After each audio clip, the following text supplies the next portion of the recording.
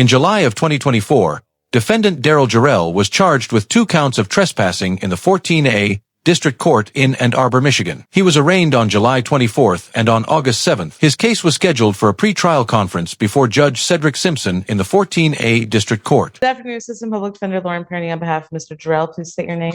Jerel. Okay. And where are we on his case? Your Honor, we have not had contact prior to today. I think the number we have for you I don't have a phone. So whoever gave you a number, it was invalid. Okay.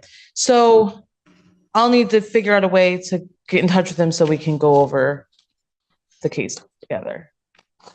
If I give you my number. What is? You have a P.O. box? I don't have a phone. I have Blonde Center. Use a P.O. box, I think. Okay. Do you have an email address? No. I'm under the radar. Use electronics. All right. So you guys are going to be trying to figure out a way to get to make contact with each other, right? So Yeah. okay, so the reason I say that is let me just do this. Let me give you a little bit of time so that I'm going to turn this out to September 4th, 2024, 9 a.m. What's the holdup?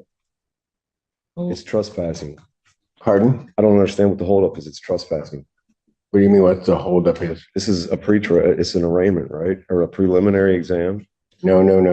You're not charged with a felony, so it's not a preliminary examination. Right. You were arraigned in this on July 24th. Mhm. They set this date. Your attorney hasn't been able to talk to you about the cases at all.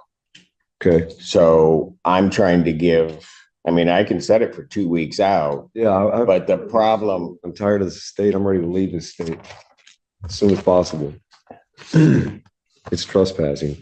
I could technically leave and you guys could issue a warrant as long as I don't return. You can kiss my ass. This is you know what? No. I'm going to tell you what. You don't come in. You don't. Okay. That's contempt. That's 93. Keep going. That's another 93. That's another 93. That's another 93. That's another 93. That's 6 93s consecutive. Judge Simpson attempts to schedule another pre-trial conference to give Mr. Jerel time to discuss his case with his public defender, who had been unable to reach him because he did not have a phone. Mr. Jerel responded with a profanity-laced outburst directed toward Judge Simpson, resulting in Judge Simpson sentencing him to a total of 558 days in jail for contempt of court.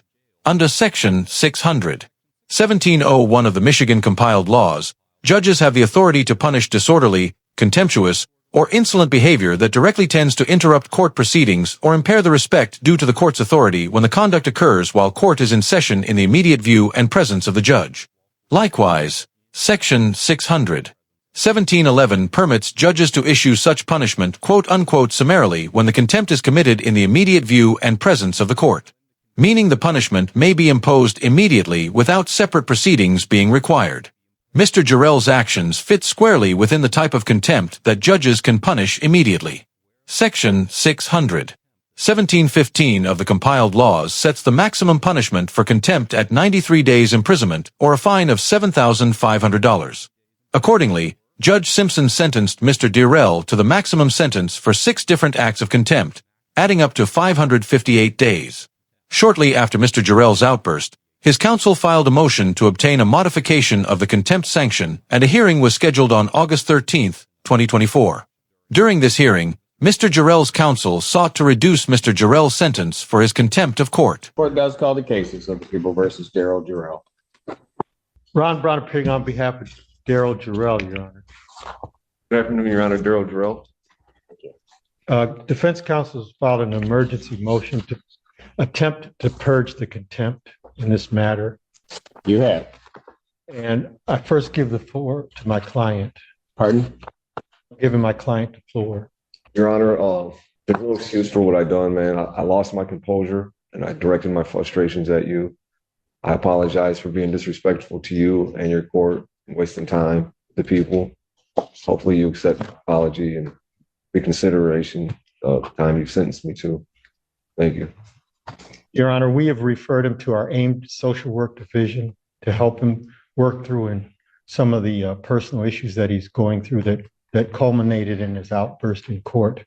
You've been a judge for a very long time, set a very high bar for people as they appear before you.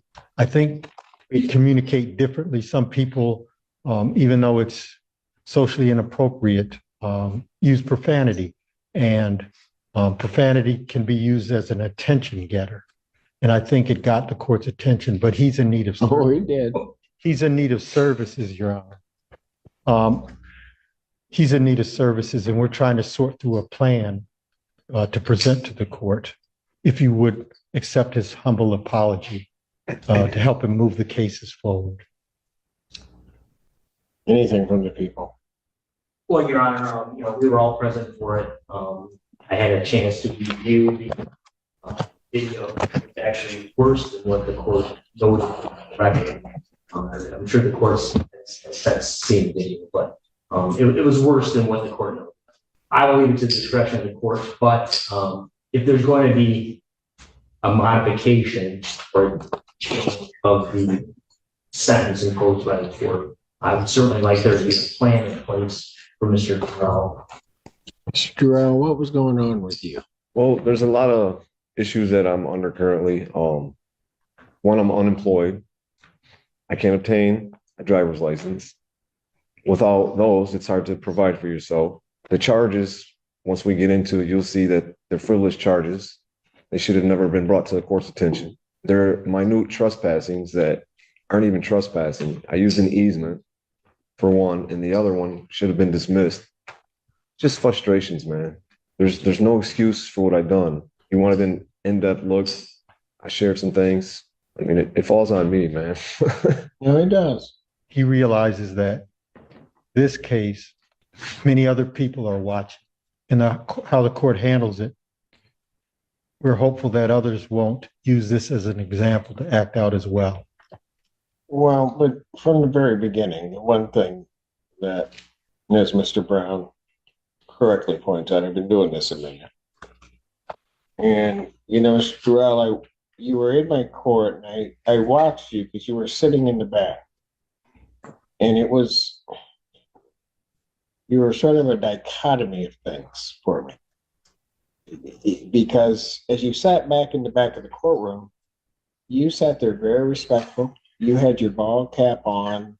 You came through, you took your ball cap off. You sat in that back row, just patient as all could be. When you came up, you again, initially it was fine. You were maybe upset by the charges, but a lot of people were like that. Right. It was going fine, and I could overhear, just so that you understand what I was trying to do, I overheard, as you were talking to your attorney, that you didn't have a phone. Right. You didn't have email. And more than anything in the world, I was worried that you weren't going to be able to have adequate time. I would have just normally set it 2 weeks out, then whatever. And I was trying to give more time, not to delay it, Yeah.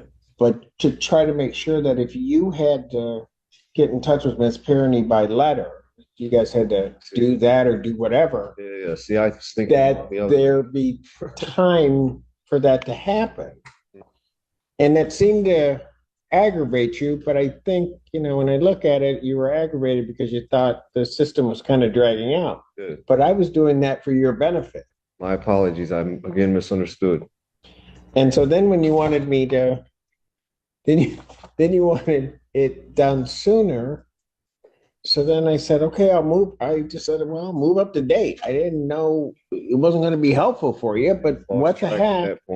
And then that's when you went off. Judge Simpson explained that he proposed setting the next pretrial farther out than he normally would because Mr. Jerel did not have a phone, and he wanted to ensure that he had enough time to communicate with his attorney by letter. Under Section 610 of the Michigan Court Rules, a district court judge such as Judge Simpson can direct the prosecutor, the defendant, and defense counsel to appear at a pretrial conference before a case proceeds to trial. In practice, pretrial conferences are case management hearings where the court and the parties address issues like discovery, motions, potential plea agreements, scheduling, and the status of the defendant's representation with the goal of moving the case toward a fair and efficient resolution. Here, Mr. Jerel's attorney had not been able to reach him to discuss the case. So, Judge Simpson's decision to push the date out functioned to protect Mr. Jerel's right to the so-called effective assistance of counsel. As the Supreme Court held in the 1984 case of Strickland v. Washington, the Sixth Amendment guarantees a defendant more than the mere appointment of an attorney. It guarantees effective assistance of counsel, which necessarily includes a meaningful opportunity to consult with counsel about the case. And for that reason, instead of the typical 2-week turnaround, Judge Simpson proposed to set the next pre-trial about a month out to give Mr. Jerel and his attorney a legitimate chance to connect. I've had people go off in front of me before. Doesn't bother me. It's going to happen, I guess. But you just got yourself worked up to the point that as you were headed down and out, I'm just thinking, you're not, I don't know why you want to battle. It's a battle you can't win. Right. Silly me. Yeah, silly, stupid. There's a lot of words. Maybe start with that because it didn't make any sense. No, not at all. You're right, man. And I'm going to tell you something. And I'm not saying this to embarrass you because you're in good hands with the folks at the public defender's office. You need a break, right? Yes, sir. You need something to go in your direction. Yes. Yeah. And it seems everything, you can correct me if I'm wrong, everything you had been doing, none of it was quite working out. Nothing. Trying to get rid of stuff. This was one of the things you wanted it done and gotten rid of so you could try to move on to that next thing. Absolutely. And I'm not saying this again, I'm not saying this to embarrass you, but sometimes things get tough. You get yourself wound up, you get to a point, and then for a brief moment you regret it. You're not sure where to head. Am I right? Yeah, sometimes. And I think even that day, for a brief moment, you regretted what had happened. Absolutely. As soon as I said it, but I was fueled. And it's because when you got back there and all of a sudden that door shut behind you and locked up, you realized something. Oh, man. Yeah. And as it was described to me, right or wrong, you were sort of laying there on the floor crying. Wrong. I was sorrowful. Look. I may or may not have. No, I don't listen, recall. just listen. There's no embarrassment there. Mhm. There's not. I got it reported to me Right. because I was worried about you. I Okay. didn't. Nobody was trying to say to embarrass you or do anything. You had gotten yourself to a certain point. Something got out of control. You took a circumstance that was kind of bad, made it even worse. Now you have to figure out how to get out of that. Right. Absolutely. Yeah, for sure. Okay. You had left here that day. You don't have a place to stay, do you? No, I'm currently homeless. Yeah. The Delana Center. Pardon? The Delana Center.